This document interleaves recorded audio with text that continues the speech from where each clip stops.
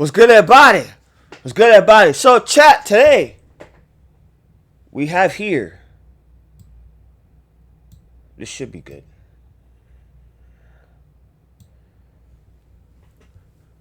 Okay, we're good. We're good. Chat, so we have here.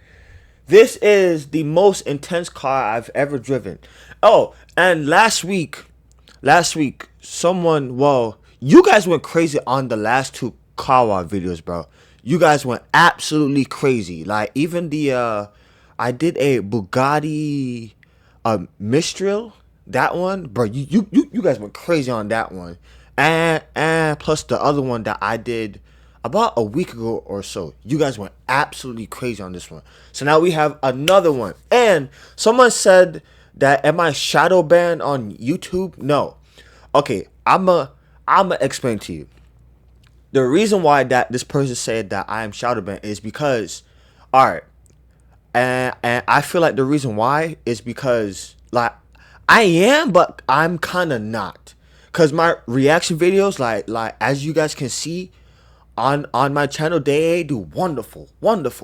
But when it comes to the gaming, it just doesn't perform well at all. Like at all. So I'm kind of am and I'm kind of not. But only for like the gaming part. For some reason, it's not pulling the amount of viewers that I really wanted. But my reaction videos, like this one right here that you guys are about to watch, is going through the roof. I don't know why, but it is what it is. It is what it is. So yeah, that should answer your question. Where's my glasses? I need my glasses. Hold on. Where's my glasses? Oh, it's right here. And then chat, after this, I'm about to tell you what I'm about to do as soon as I click off this video. So chat, without further ado, like, comment, subscribe, and let's go straight into it. I got things to do. Let's go. In the driver's seat of the most powerful Bugatti ever made. I'm about to drive it around one of the fastest racetracks in Europe. My body will experience similar G-forces to Formula 1 drivers and fighter pilots. And I'll try to beat the top speed set by this man, Bugatti's test driver, Andy Wallace. Will I manage it? And will my body survive? Andy, why do I just feel so ruined? I'm Matt Watson, and you're watching CARWOW. But before all that, I need to explain how I ended up here. A few months ago, while I was driving the Pagani Huayra R Evo Roadster at Spa, I managed to blag a passenger ride in a customer Bugatti Bolide, and it absolutely blew my mind. But a few weeks later, I got a call from Bugatti. Oh, chat, if you guys hear that noise, they're doing construction upstairs. So don't mind it. Please don't mind it. Please. And they asked if I wanted to experience driving this car for myself. So how could I say no? But before I got behind the wheel, I needed a reminder of why this is the most extreme track car ever made. It's got 1,600 horsepower, which is immense. It's a lot. And 1,600 newton meters of torque. But with four-wheel drive, proper racing slicks, it can handle that power. It's got very high downforce, so at 380 k's, it's limited top speed, 2,900 kilos of downforce. It's almost 3 tons. Almost 3 tons. You just get a massive thrill and a massive buzz. I've been in one as a passenger and it was just like, ah!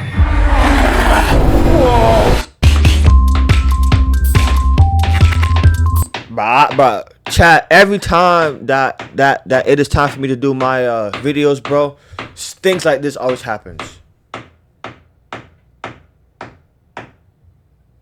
And I feel like they be doing that shit on purpose, bro. Like, on God, bro. They gotta be doing that shit on purpose, bro. Alright, YouTube, enough with the ads now. Come on now.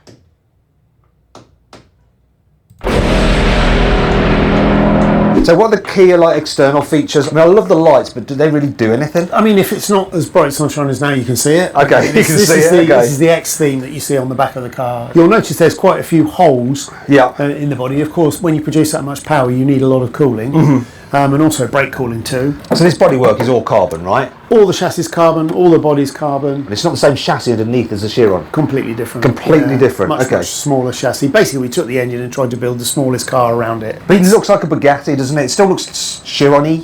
Yeah, and it's 400 to 500 kilos lighter, which is the main thing. But it's still heavy though. What is the weight of this with fluids, do you think? So with everything up and ready to go, 1,600 kilos. Which is quite a lot for a track car. Yeah, it's a lot for a track car, and of course it's 1-to-1 on the power and weight, so it's enough power to be getting on with. Having all that power is no good if you can't put it on the road, but this, almost anywhere in a low gear, you just tread on it and it will just fire you off down to the next corner. You've got the same engine and power as a road going Chiron, but what about the brakes? Are they completely different? They are, because so on a road car we use carbon ceramic, as most supercar manufacturers do, because they work at any temperature. The friction's fairly linear. On these we're using the carbon, which is what you'd see on a Le Mans car or an F1 car. So the downside of carbon is that they don't work until probably 200 or so degrees Celsius. So when you first go out the pits, get to the first corner, there aren't any brakes. Is it like servo assistance, power assistance in the brakes or anything? Absolutely not. It's all you. Pedal doesn't move very far at all. It's really, really short travel. You have to really stand on it. You're looking for 90 bar of line pressure. And when you sit in the car, when you're all strapped in, it's pretty difficult to go past 65 or 70. But obviously on the track, you're thrown towards the brake pedal and it's easy to reach that number. You need that number to trigger the ABS, and it's good to trigger it so that the system then helps you. So you still have ABS, do you have stability control? Yeah, and they're both quite complicated systems, because a road car ABS will actually trigger before the wheels lock in, way before the wheel locks. Yeah. So a lot of intervention. So what you want on a race car is you actually don't mind if the wheel is partially locking, as long as it's not stopping in one place. So you have different numbers on the ABS. On a smooth track like this, you put it right to maximum, and therefore it's allowing a lot of speed differential between the wheels. You don't feel it because the car's very stable, and that is the perfect way to stop. On the traction control, you've also got 5 positions. 1, 2 and 3 are stability and traction.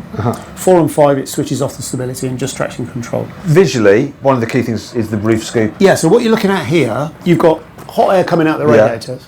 And what you really want to do is direct that either side. And you want cold air going into the scoop. That's why it's far forward, to get cold air feed. And this shape is like this to send the hot air around the side. Exactly. But doesn't it end up in the radiators, the hot air? It's probably going to go up over the roof and under the rear wing, but just so that you can actually get a nice bit of cool air for combustion. And that goes into the engine, and obviously you've got this main spine here. Does this provide any lateral stability, or is it just... This is actually holding the wing up. On most of the modern cars now, the wing, you're holding the wing from the top, not the bottom. Yes. Because what you're doing with a wing, as you probably know, you're trying to speed fast the air up. underneath, slow on top. Exactly, and fast air, the pressure's dropped. Yeah. So you get the... And then you get that effect of like pushing the car down. This is so intricate, this rear end, isn't it? Look at that. So you've got the massive rear diffuser. Oh, look at this. What air? I've done this before. Look, I've got a big head, mate. And look, I wonder how far in I can get. Look, I can even get my shoulders in. Look at that. There you go. Do you want me to reverse back a bit? Oh, no, no, please don't. But look at that. That is mad. You also have an interaction with the diffuser with the rear wing. So the air that's spilling off the wing is also pulling the air out of the diffuser. So completely new body, completely new everything apart from the engine. Is there anything different to this engine in the Chiron Super Sport? There is. On the road, we use a 2-stage turbocharging system where 2 front turbos are turned off until 4,000 RPM. So the reason for that is it forces all the exhaust gas through the 2 openings. So you don't get lag. Yeah, and you get peak torque from 2,000 upwards, and then you have to switch the other 2 on because you need the volume. We don't care about that on a racetrack. You're always in the right gear. So we've actually got all 4 operating at the same time. So the 2 stages taken away. We save weight and complexity. So yes, you need 4,000 to go anywhere, but you're always above 4,000 on the track. And gearbox is the same? It's based on the Super Sport gearbox, but we've shortened the gears to match the fastest speed that the car will do on any racetrack. So by FIA rules, no straight can be longer than 2 kilometres. So we calculated this will reach 380. So that's what we limit it to, and therefore we've got shorter gears and the acceleration is stronger because of it. So it accelerates harder than the Super Sport because it's lighter, it's got that lower gearing. You should also not underestimate proper racing slicks. Yeah. I mean, they make a huge difference. You can really get on the power before you even finish the turn and off to the next one. Well, I'll tell you what, Andy, let's get and try that for ourselves right now. Before I'd be allowed to drive this car, Andy was going to show me around the Paul Ricard circuit. This is a serious facility. It's hosted the French Formula 1 Grand Prix 18 times and has one of the longest straights in top-level motorsport at 1.1 miles long. And I was about to experience all this in a car with cold tyres and brakes, being driven by a Le Mans winner. Always in the pit lane, go up to the pit speed limiter and it will hold you full throttle and then just pull the limiter off and it just takes off like a rocket. So first corner is a little bit blind and I've got no brakes because we just came out with it. speed of this car was just as shocking as before, but I was feeling confident I'd be able to handle the bolide myself. However, that all changed as Andy began a hot lap with warm tyres and heat in his brakes. So this is the last corner before start finish line. So we'll do a flying lap.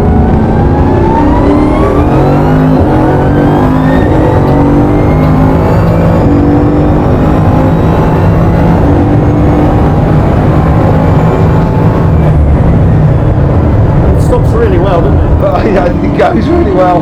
They just keep building speed. Yeah. I just remember that about like Shield on the road. On the automatic, I just keep chugging along. The gears don't matter, it's always pulling like it's in second. Yeah, exactly, it does, doesn't it? Unlike a Chiron, which delivers similar straight line acceleration, this car's colossal downforce meant it could produce the same incredible forces through the corners. And this meant I could literally feel my organs moving around in my chest, which made it very hard to speak. This is the most dangerous planet, and you've come to hunt an apex predator.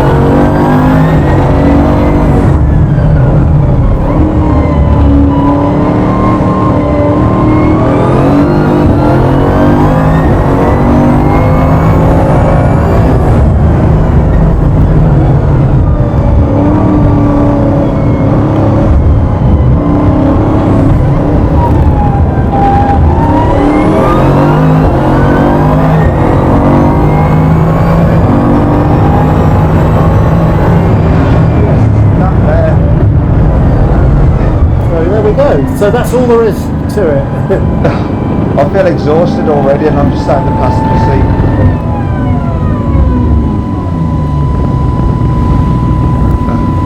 So just for your data there, that was 332 kilometers an hour. Okay.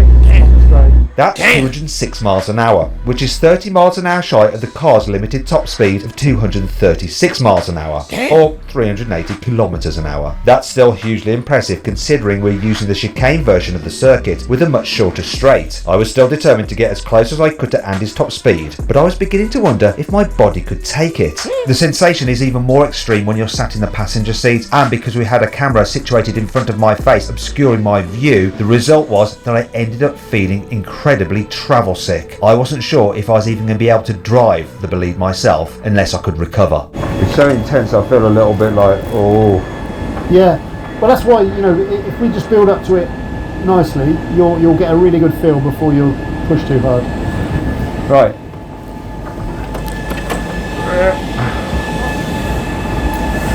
This is where I feel my age getting out. Thankfully, there are a few aspects of the bolide that are specifically designed to help people like me make the most of it, as Andy explained before I hit the track for the very first time. So I've got you on ABS 5, traction control 3, so that will save any big slides. That should be the best braking. Okay, how many gears have we got? Seven. It's got auto upshift. So if I cock it, it doesn't matter? So if you just keep your foot down, it'll just auto go where it wants to go. It's in manual all the time. Okay. You have to do the downshifts. Yeah. Once you reach the RPM, it will shift up. You can short shift up yourself if you want. Okay, got it. So 2 paddles for neutral. Yeah. And then right pedal. Yeah. First corner's coming, it will be a left-hander. Yeah, I see it. So stay on there. So it's a bit of a blind one. It's second gear. You see the yellow cone. Yeah, blimey. There we go. And then stay in the centre, but no more. Yeah. And then right. And you got almost a straight there. And then just to feel the brakes, jump on them hard and see Yeah, there you go. That's how much braking you've got. So second gear, very close there. Then lift off a little bit to bring it back, because this is a very slow one. Off the throttle a bit, just let it turn. Then you can pick it up gently now. Up into third, let the car go out to the outside a little bit, and then back. Yep.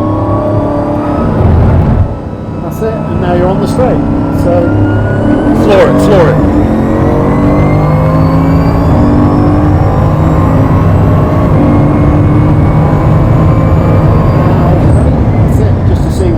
You see how quickly it stops.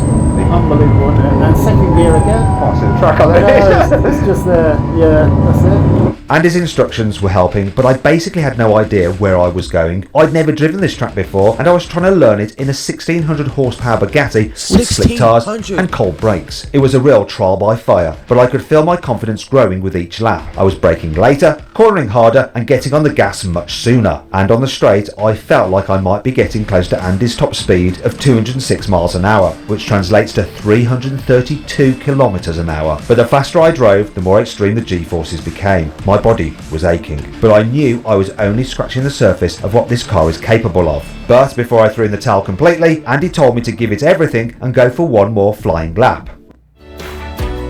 Wow. Businesses are the backbone of our communities, and Bank of America is the world.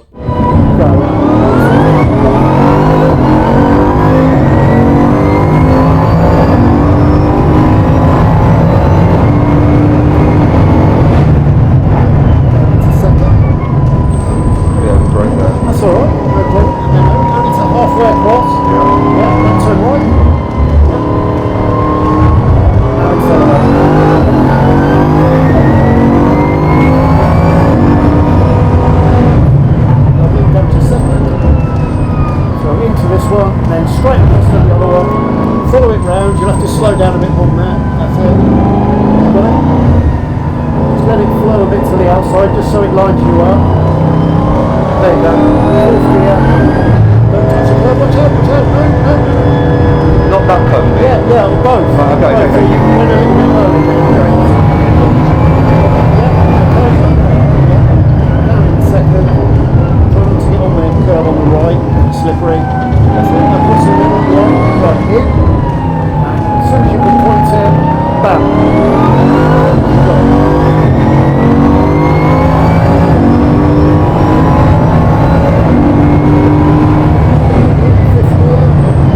Off brake and turn. Lovely. That's really nice. Longest corner in the world, I think. So you want to be in third, really. Third, second.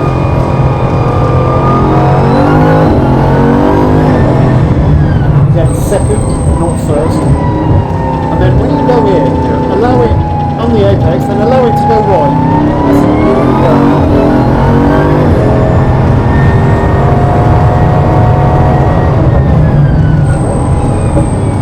And then don't go too quick, because you want to line it up.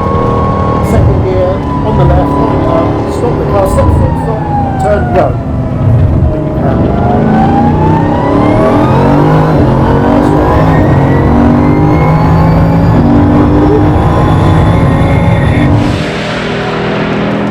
That was the most extreme and exhausting driving experience of my life. As a result, I'd completely forgotten to check what top speed I'd actually reached. So it's a good thing I had another session later on. But at this point, I wasn't sure I'd be able to get back in the car.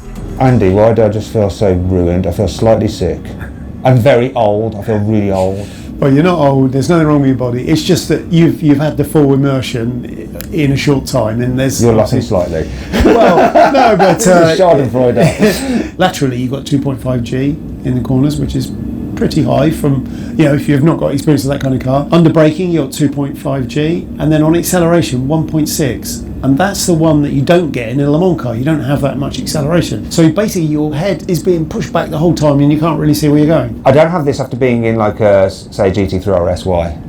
But it's much less G. The thing that started it off was being in the passenger seat with you driving when you did the flying lap. Well, I'm really sorry. I'm starting to come round, but basically when I got out of that car, when I was trying to get out of that car, if someone was coming to kill me, they could have just walked up to me and just killed me. You know, with the short amount of time we've got, and this is on the full 5.8 kilometre track, there's an awful lot to learn and an awful lot to take in. But having said that, the way you were driving, you were hitting pretty much all the marks exactly as required, and your braking is mega. And I didn't crash. Over 330 kilometres an hour at that braking point. Oh, okay, really? Yeah, and then you're standing on it and stopping. I've livened up now, haven't I? That means I was only just shy of the 332 kilometres an hour top speed Andy reached during my passenger ride. And he had some more good news for me too. I'm pretty certain when you jump in again, you'll enjoy it a lot more. I enjoyed it and I was impressed by it, but afterwards it was like once I stopped, it was like, woof. It's like your body. I need to do something to try and recuperate. What are you going to do? Yes, sir. No copyright! Yep, that's it. Best thing to do. Thank me later. My brakes are into temperature now, yeah? Yep, they'll be perfect. Second gear. In. Power on. Off. Again, power on.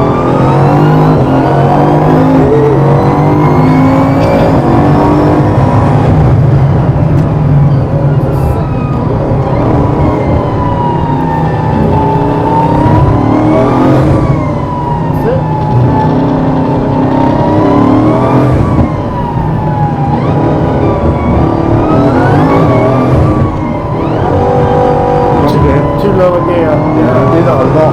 Yeah. Power on.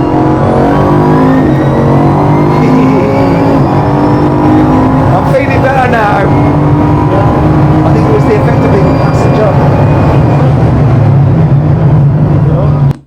Want your cat to spend more time with you?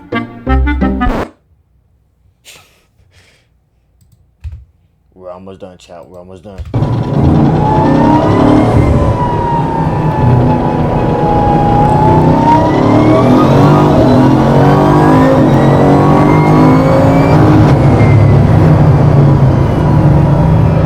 Just the downforce. That's good, yeah. Third gear. Oh, sorry, I didn't say. I think it's because the revs are low and you want more revs, but you don't need it. As Andy explained earlier, as long as you keep the W16 above 4,000 RPM, this car produces a frightening amount of torque whenever you give it full throttle. So you can hold higher gears for longer in slow corners, and this means you don't have to shift up as many times when you hit the straights. But even with one or two missed shifts, I was definitely going faster than in my first stint.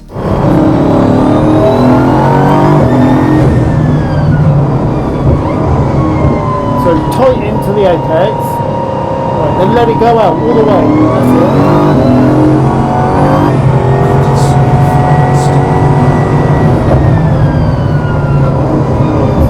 Getting slowed down more and make sure you're on the extreme left by the blue cone. That's it. And then go.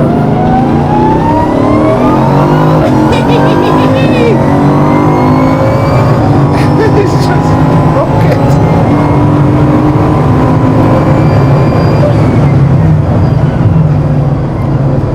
I mean, that's a lot better actually, to be honest. And it must feel better too, to you. Yes. It's that G, it's the acceleration G that made me feel ill. It's just so much. It's so much, yeah. Now that I got used to these incredible forces, I could start to focus on getting closer to Andy's top speed. This would mean getting on the power even earlier and braking much later for the chicane. But there was a problem. This was my final session in the bolide, and this car's tyres only last for around 40 miles when you're going flat out on track. And there were already a few signs they were nearing the end of their life. It's wearing out. Oh my god! This was it, my final hot lap in the amazing bolide, and my last chance to beat Andy's top speed. Could I do it? That slowing is just... It's incredible, isn't it? How much speed you can get off.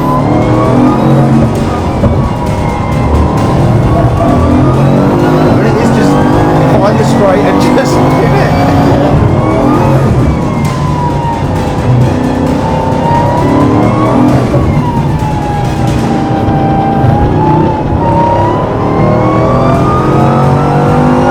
This was my moment. I needed to get a perfect corner exit and pin the throttle as early as I could to have any chance of beating Andy's top speed.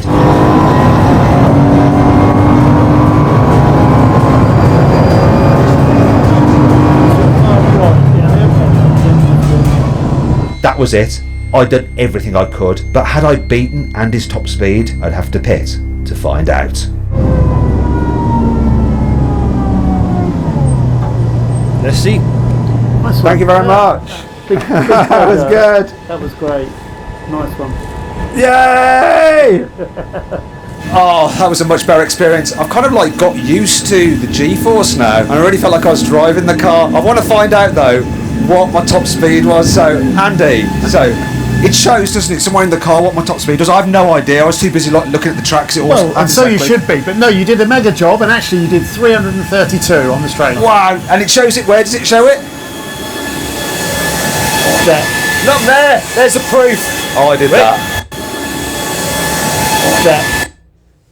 Okay, so Andy's top speed is 332, and this is Matt's top speed. So he basically tied. It is a tie. It's a tie. Impressive. Very, very impressive. Not there. There's the proof. Oh, I did that.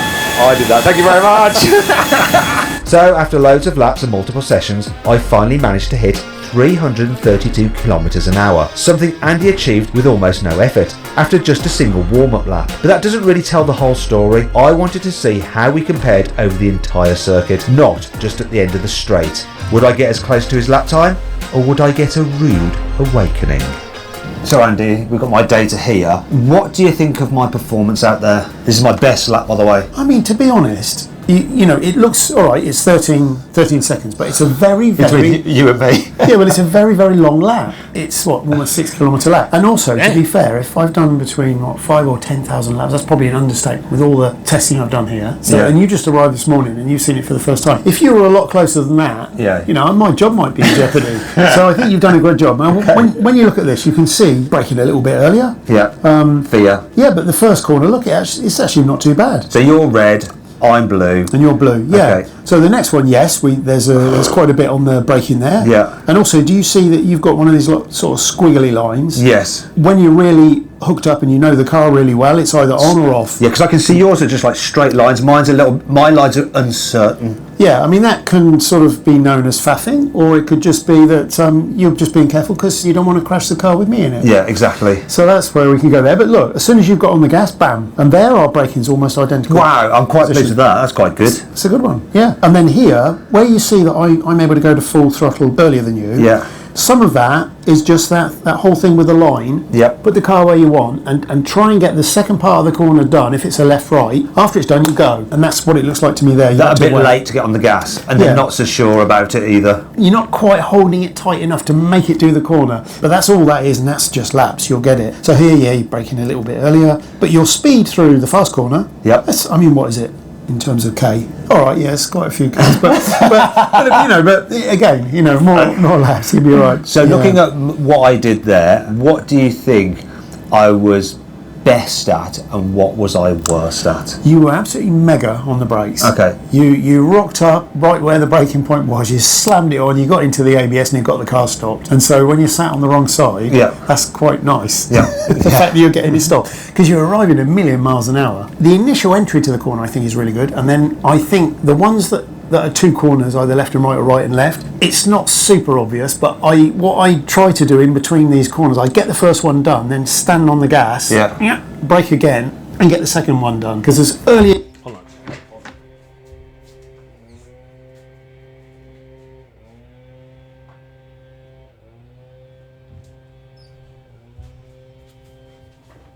as you can go in this car with this much power, the better it is on lap time. Well, thank you very much for critiquing me. I can see that actually max speed listed here both at 328. Yeah, I think there's something wrong with his data.